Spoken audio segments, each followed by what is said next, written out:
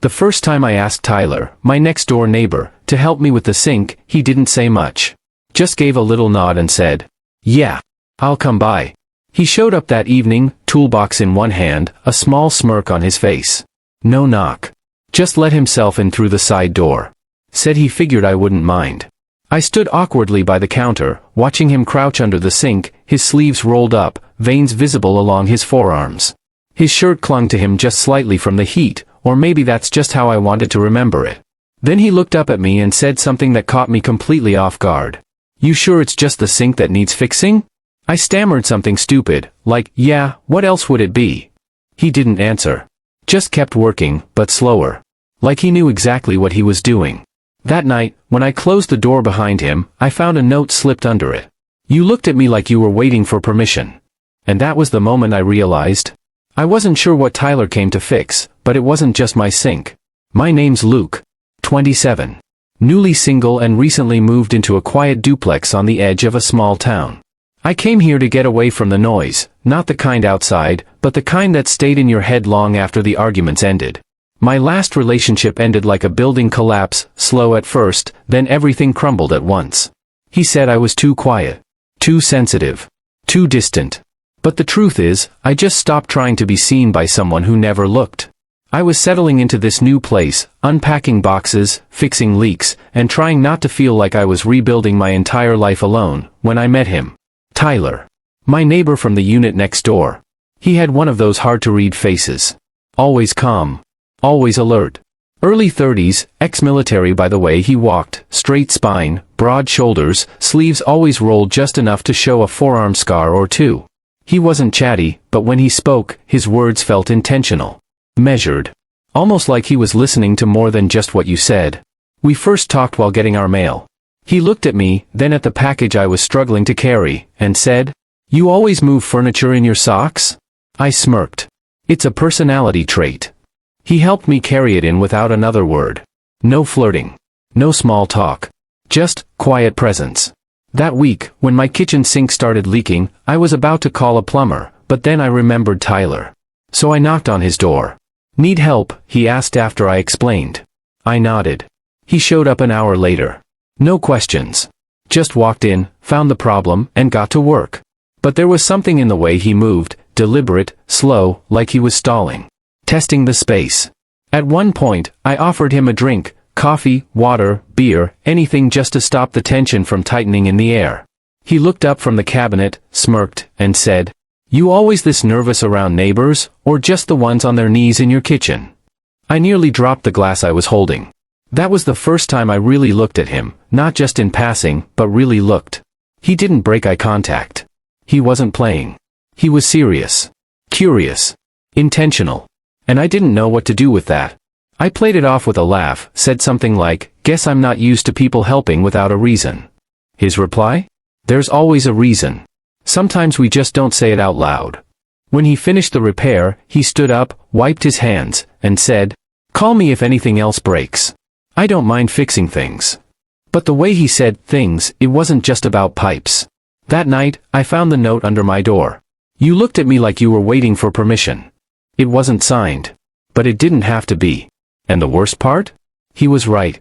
Because ever since Tyler touched my sink, I hadn't stopped wondering what else he was willing to fix, and how much of me he already had. The morning after the note, I woke up earlier than usual. The words were still echoing in my head. "You looked at me like you were waiting for permission." I hadn't told anyone what happened. Honestly, I wasn't even sure if anything had happened. But I couldn't deny how those words sat under my skin, vibrating like static. I told myself it was probably just a joke. Something playful. Maybe even accidental. Maybe he slipped the note under the wrong door. But no, Tyler didn't strike me as the kind of guy who did anything by accident. All day, I found myself glancing toward the shared wall between our units, wondering if he was there. If he could hear me. If he was thinking about me too.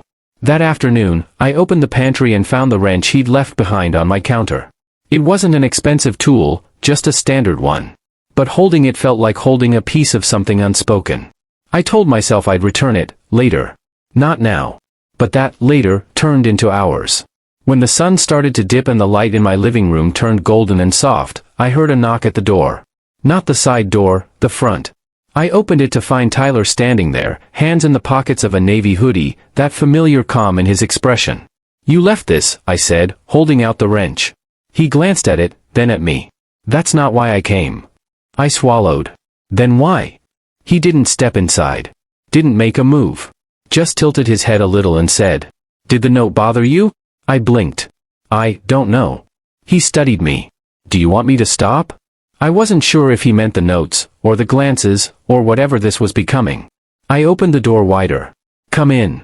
He stepped inside, slow and careful, like he was entering sacred ground. I closed the door behind him, heartbeat picking up like a drumline. We sat at the kitchen table. "I'm not great at reading people," I said. "Sometimes I confuse kindness for something else." Tyler leaned forward slightly. "And what if it's not kindness? What is it then?" I asked, my voice barely above a whisper. He didn't answer immediately. His gaze lowered to the table, then slowly rose to meet mine. "It's interest," he said. "Curiosity. Want. And something I haven't felt in a long time." The room felt too small. Too quiet. Like the walls were holding their breath. I looked away. "I don't know how to handle that." "You don't have to handle it," he replied. "You just have to stop hiding from it." I stood up. Pacing. Needing space. But not really wanting it. "This is crazy," I said. "You're my neighbor. We've barely talked. I just got out of something awful. And I don't even know what you want from me." He stood too, calmly, steadily, and walked to the sink, the very one he had fixed a few days earlier. He tapped the counter lightly. "I don't want anything from you, Luke. I just want to be where you are. That's it." I turned, and for the first time, I let myself really look at him, not just with suspicion, or attraction, or fear, but with openness. And what I saw wasn't pressure, it was invitation. He didn't ask for anything more. He didn't move closer. He just stood there, still, waiting, patient. I took a deep breath and stepped closer. Just once. And for a moment, we stood there, barely a foot apart, no noise, no tension, just air. "I don't know what I'm doing," I admitted. He smiled softly. "Neither do I. That's why we take it slow." Then, with the gentlest motion, he reached past me toward the fridge, pulled off the pen and pad stuck to it with a magnet, scribbled something, and stuck it to the cabinet above the sink. "Since you like notes," he said. I looked up at it after he left. "You don't have to be fixed. I just want to stand beside you until you're ready." I stared at it for a long time after the door closed behind him. Maybe this wasn't about confusion. Maybe this was about finally being seen, and not being asked to change a thing. But the more clearly I started to see him, the harder it became to understand myself, and the line between fear and desire started to blur fast. It started with rain. The kind that arrives slowly, a single drop, then another, until the sky opens up like it's trying to wash something away. I was halfway through folding laundry when the lights flickered, and a loud clap of thunder shook the windows. A second later, the power went out completely. The apartment fell into silence. No hum from the fridge. No glow from the overhead light. Just me, the sound of rain hammering the roof, and a flash of anxiety in my chest that came without warning. I lit a candle and sat on the couch, wrapping myself in the throw blanket, pretending like the darkness didn't bother me. But it did. I wasn't afraid of the dark. I was afraid of feeling in the dark. A soft knock broke the silence. I didn't move at first, but the knock came again, steady, unhurried. I opened the door to find Tyler standing there, already soaked through. Hoodie plastered to his chest, jeans clinging to his legs, water dripping from his short, dark hair. He didn't ask to come in. He just looked at me and said, "Didn't want you to sit in the dark alone." I stepped aside. He walked in, dripping water across the floor, and pulled the hoodie off with a sigh. His shirt clung to him, outlining muscle and years of unspoken stories. I handed him a towel. "Thanks," he said, drying his face. "Storm's stronger than I expected." I lit another candle and set it on the table. The soft glow flickered between us, making everything feel quieter, smaller, like the room had shrunk to just us and the space between our eyes. We sat down, not across from each other, but side by side on the couch. Neither of us spoke for a long time.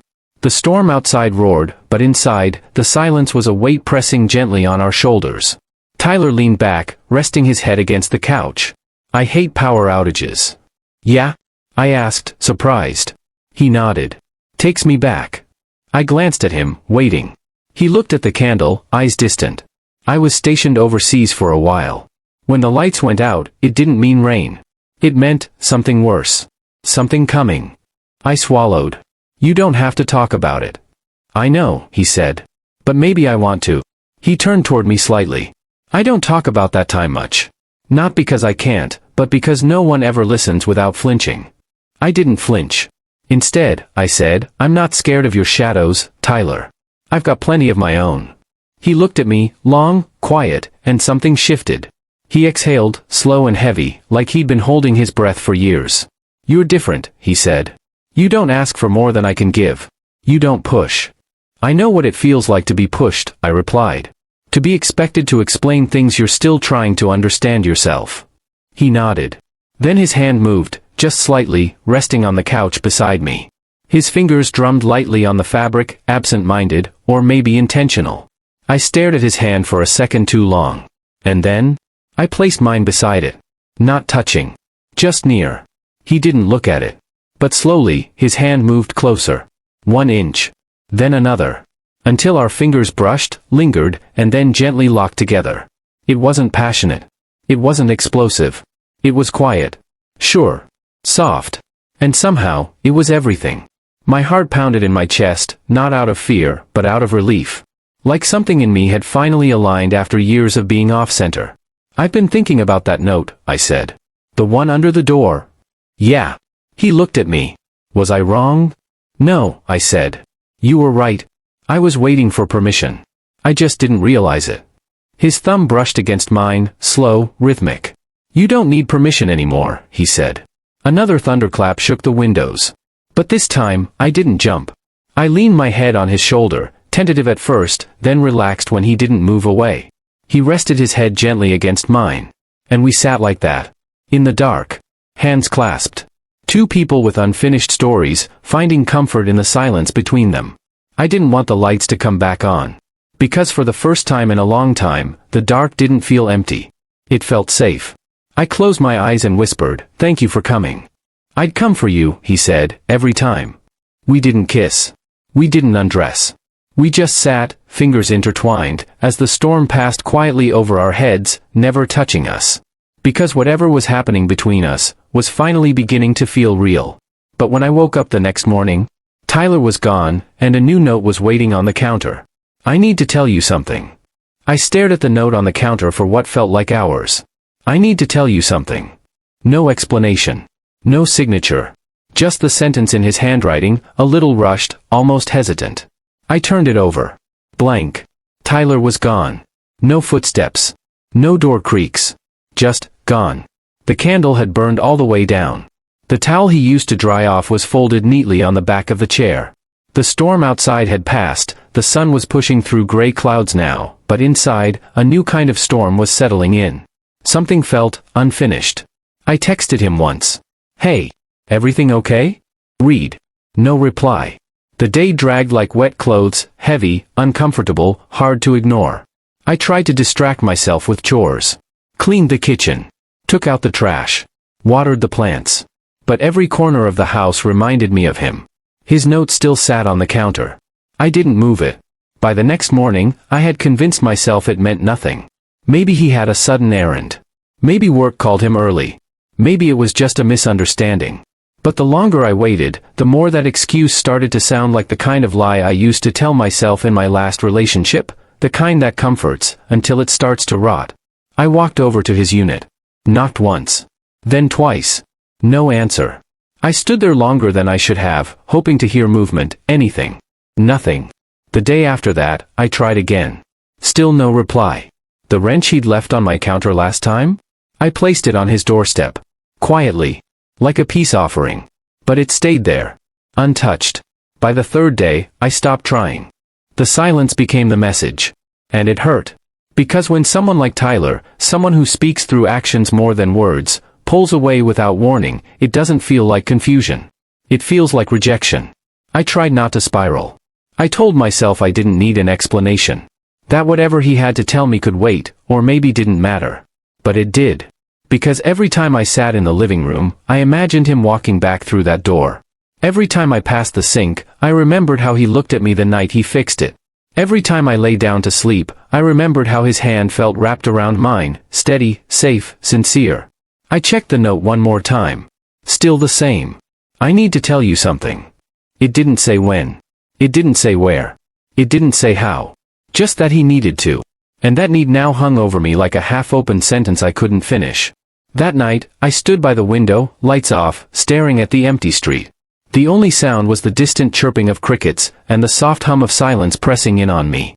I picked up my sketchbook, the one I hadn't touched in weeks, and started drawing. Not him.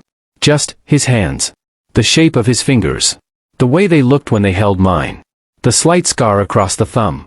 The strength and gentleness combined. I didn't even realize I was crying until a tear smudged the charcoal line. And then, a sound. A soft tap. I turned. There, on my windowsill, was a folded piece of paper. No one in sight. I opened it with trembling hands. Inside, written in the same slanted handwriting. Meet me at the roof. Midnight. Please. My heart leapt and dropped at the same time. After days of silence, he reached out. But the message wasn't a promise. It was a plea. And in that moment, I realized, whatever Tyler needed to say, it wasn't just important, it might change everything between us. I stood at the edge of the rooftop just before midnight, heart pounding like it was trying to run ahead of me. The wind was cooler up here. Crisp. Honest. The streetlights below flickered softly, and the town felt like it was holding its breath. I heard the door open behind me, the soft creak of old hinges. I didn't turn around. Then, I felt him.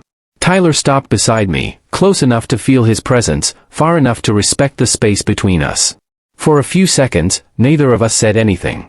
I'm sorry, he said quietly. I nodded, eyes still forward.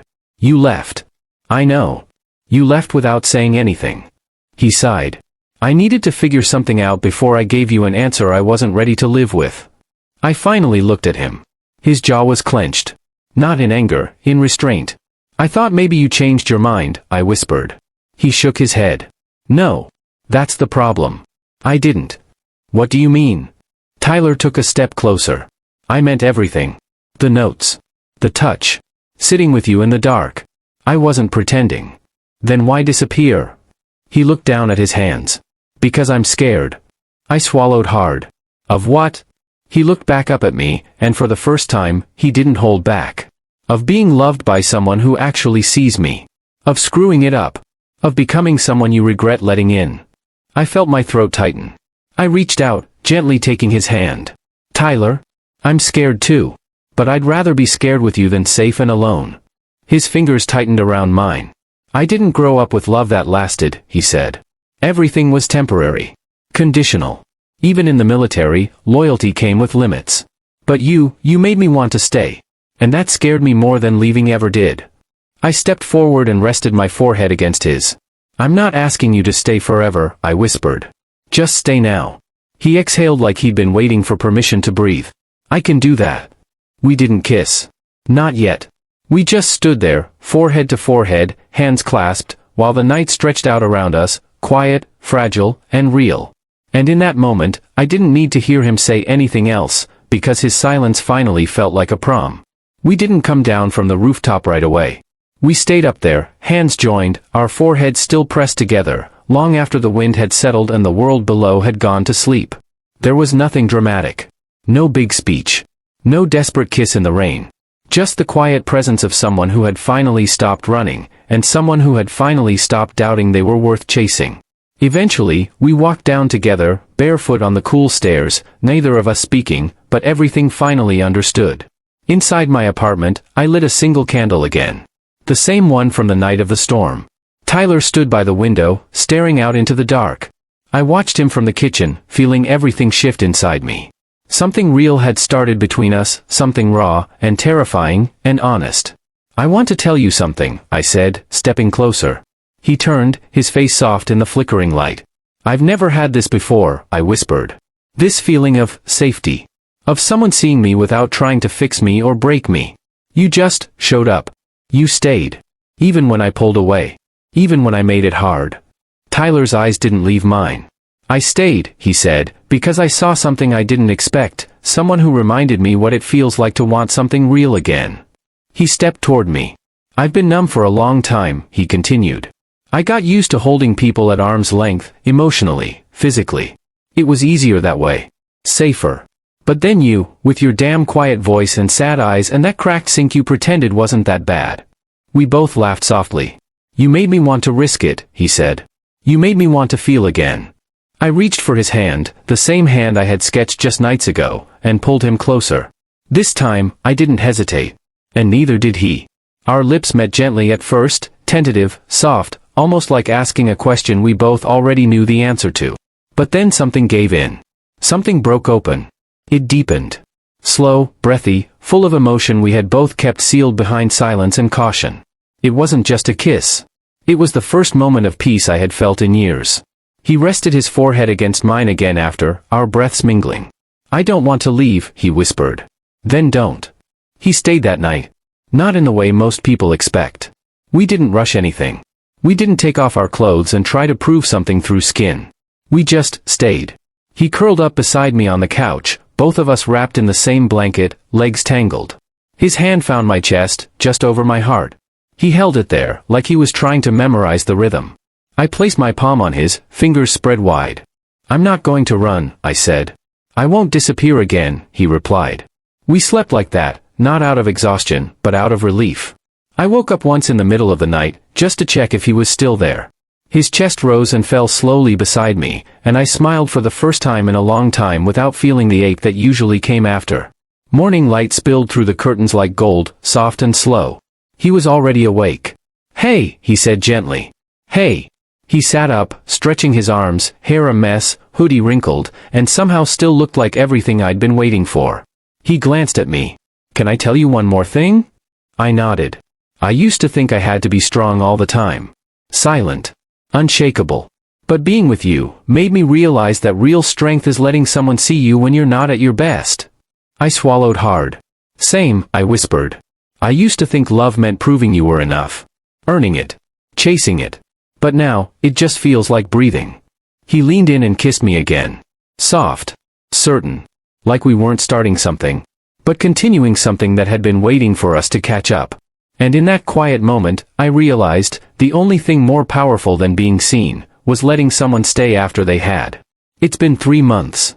3 months since Tyler first knocked on my door with a wrench and a question I didn't know how to answer. 3 months since quiet glances turned into held hands. Since notes turned into conversations. Since silence started to feel like safety instead of punishment. Tyler never moved in officially. But he's here every night. 1 toothbrush. 1 coffee mug. 1 set of clothes in my drawer. That's all it took to make this place feel like ours. We still keep it slow. No labels. No pressure. Just presence. And honestly, that's more than I ever thought I'd get. On Sunday mornings, he makes breakfast with the windows open and music low. He dances when he thinks I'm not looking, badly, like a dad at a barbecue, and I pretend not to see just to watch a little longer. I started painting again. Not because I had to, but because something in me wanted to. The first piece I finished was titled, Unsaid. It was a simple sketch of 2 hands, his and mine, reaching across a sink. It sold in 2 days. I almost didn't want to let it go. But Tyler smiled and said, letting go of art isn't the same as letting go of love. He still leaves notes. Not hidden now. They're taped to my fridge, stuffed in my coat pockets, slipped inside books I lend him. Sometimes they're simple. Buy eggs. Stop overthinking. I see you. Sometimes they say more. One morning, I found one stuck to the bathroom mirror that simply said, you're my safest place. That one stayed up. Still does. We have hard days, too. We don't always get it right. Sometimes he shuts down and forgets to call. Sometimes I spiral, convinced he's pulling away. But we talk. We sit with the discomfort. We name it, face it, and remind each other, this isn't temporary. This isn't conditional. This is ours. A few weeks ago, I asked him what he meant that first night, when he said, are you sure it's just the sink that needs fixing? He smiled and said, I wasn't just asking about the sink. I was asking about you. And the truth? I was broken when he found me. Not shattered. Not beyond repair. Just misaligned. Bent from trying to fit where I never belonged. But he never tried to change me. He just sat beside me, handed me the right tools, and let me fix myself. That's the thing about real love. It doesn't demand. It doesn't rescue.